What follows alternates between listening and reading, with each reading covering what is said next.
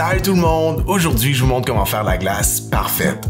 Tu sais, la belle glace en gros cubes transparents qu'on voit dans les bars à cocktails qui se respectent? Aujourd'hui, je vous explique pourquoi c'est pas juste une question d'esthétique, pourquoi c'est pas non plus un scam de bartenders qui essaie de vous voler, et surtout, je vous explique comment faire, vous allez voir, c'est extrêmement facile. Donc, comme d'habitude, avant de commencer, si c'est pas déjà fait, abonne-toi, assure-toi d'avoir de la place dans ton congélateur. C'est parti!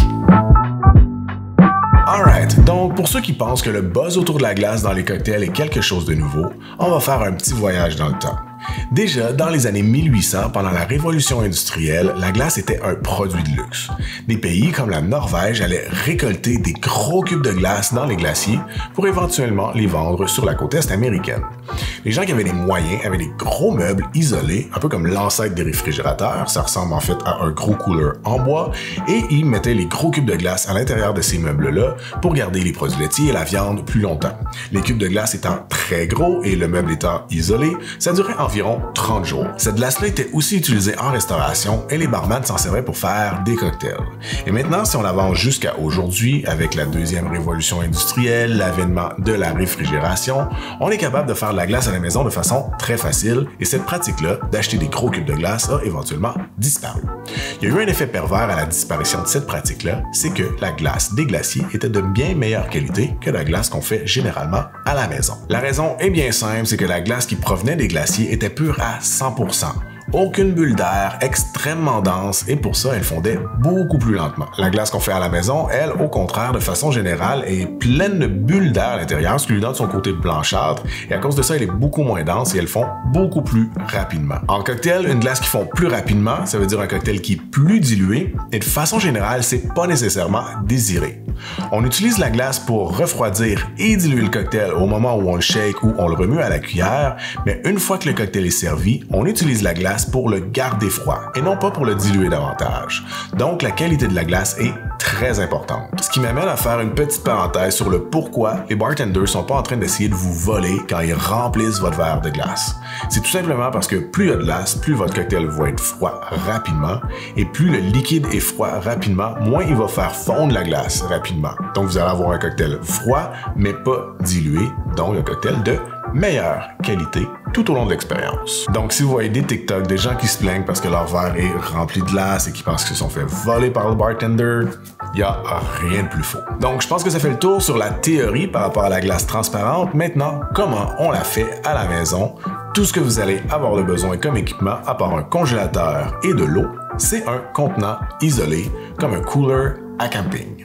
Quand j'ai commencé à m'intéresser à la glace transparente il y a un peu plus d'une dizaine d'années, le concept était encore plutôt nébuleux. Et l'information la plus répandue sur comment arriver à faire de la glace transparente, c'était d'utiliser de l'eau distillée ou de l'eau bouillie. Mais en réalité, ça fait pratiquement aucune différence. La chose qui fait toute la différence en réalité, c'est la méthode de congélation qu'on appelle directionnelle.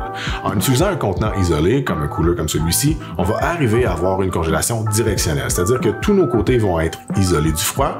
On va enlever le couvercle, le remplir d'eau et mettre ça au congélateur. Donc, sans le couvercle et avec tous les côtés isolés, le froid va arriver seulement du dessus, congelant l'eau graduellement du haut vers le bas, poussant les bulles d'air, les sédiments et les impuretés à la base de notre contenant.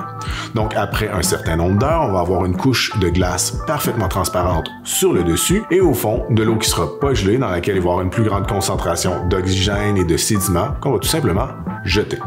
Cette méthode-là va nous obliger ensuite à couper notre gros cube de glace en plus petits cubes, ce qui n'est pas vraiment très compliqué, mais si vous n'avez pas envie de le faire, maintenant sur le marché, il y a des moules à glace transparentes qui viennent déjà avec une insertion de cubes sur le dessus.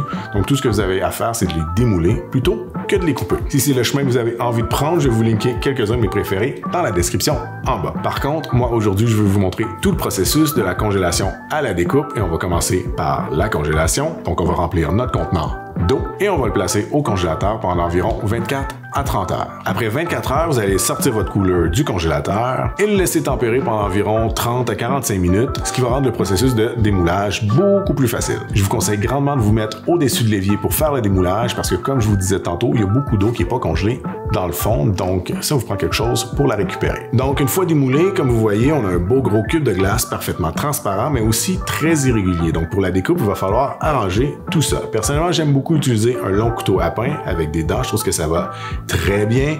Et aussi, je vous recommande, encore une fois, de vous mettre au l'évier parce que ça fait pas mal d'eau. Ici, pour la cause, je me suis mis avec une planchette de couper et un litho en dessous, mais c'est pas l'idéal.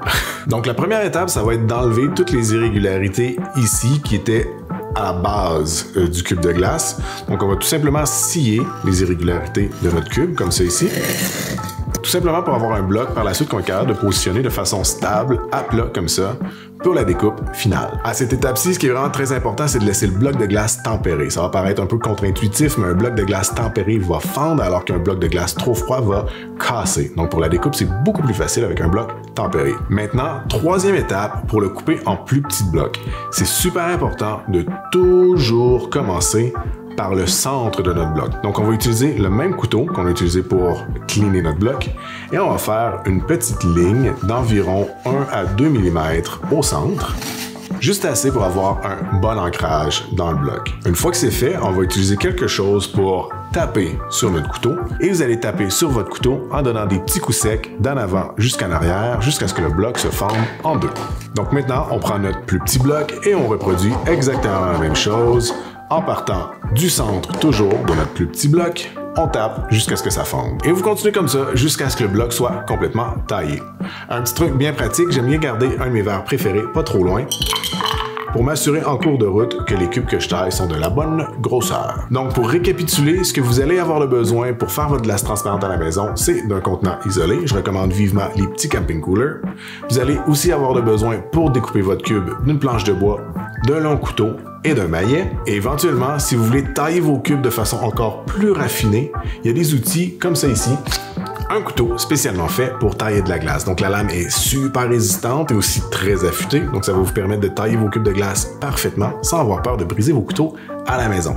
Vraiment, j'adore cet outil-là. J'adore aussi tous les outils dont je vous ai parlé aujourd'hui.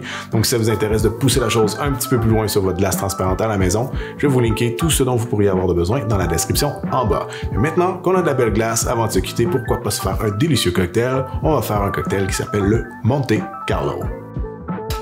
Donc, premièrement, dans notre verre à mélanger, on ajoute 2 onces du nouveau bourbon Cherry River,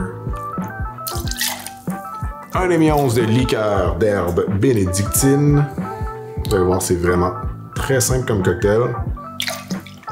Et 2 traits d'amère Angostura. Comme je le dis toujours, quand on utilise une petite bouteille à bitter fancy comme celle-là, on double la dose parce que ça fait des dashs plus petits. Ensuite, on remplit notre verre à mélanger de glace.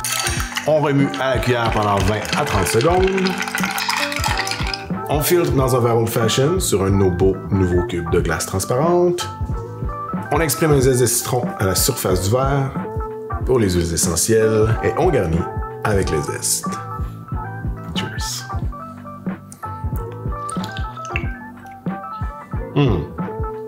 J'aime vraiment beaucoup cette variation-là du Old Fashion. C'est super simple, plus herbacé que le traditionnel, mais dans la même lignée, très axé sur le whisky.